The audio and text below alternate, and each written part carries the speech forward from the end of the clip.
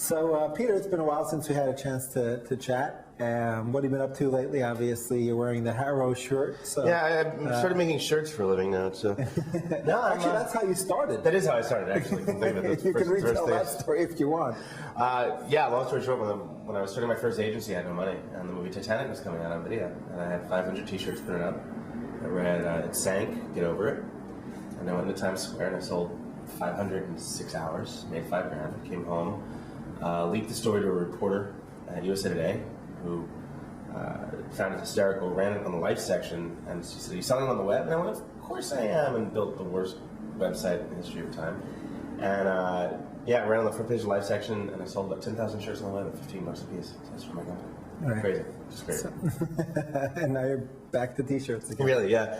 No, what have I been up to? I've been working nonstop on HARO. HARO has become this sort of phenomenon in the weirdest way, and it's great. I'm having a blast with it. I'm very lucky, very fortunate. It continues to grow. We're just under 100,000 members now. A little over a year. We've broken $1 million in revenue in a little over a year.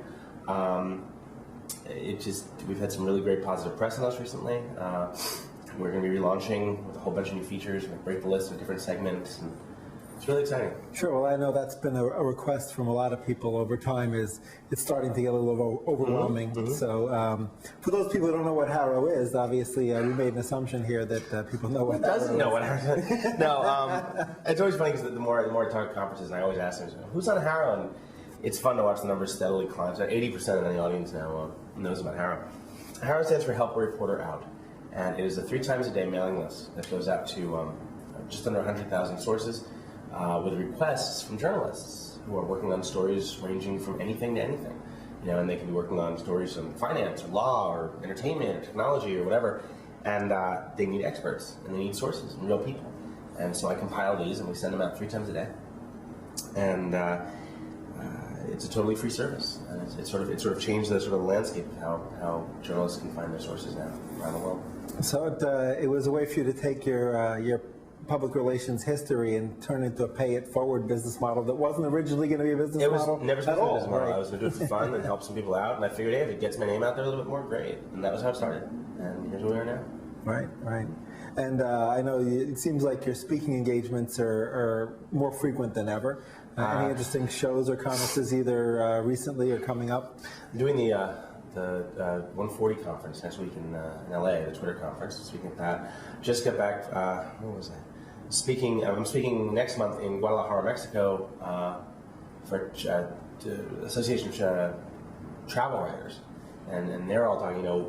Writers and journalists around the world are wondering what's next and how do we use social media, and is it going to take all our jobs, and so. Talking about that, and I guess some fun stuff. I'll be in Dubai later in the year, and some good stuff. So you've managed to actually figure out how to turn nonstop vacationing into a business expense, and that's pretty cool. Yeah, the irony being is that I was joking with someone. The last time I took a true, honest-to-God vacation, when I wasn't working, when I didn't have a laptop, when I just went and relaxed, was the summer of 2001. Right. Ever since then, it's if I can sneak in a half day now and go to a drop zone and get some jumping in, great. But that's about the extent of it. Right. It's great. My favorite New Yorker cartoon is a man and a woman on a beach, and the man's on his laptop, and the woman's looking at him disapprovingly, and he goes, "I work to relax." Right.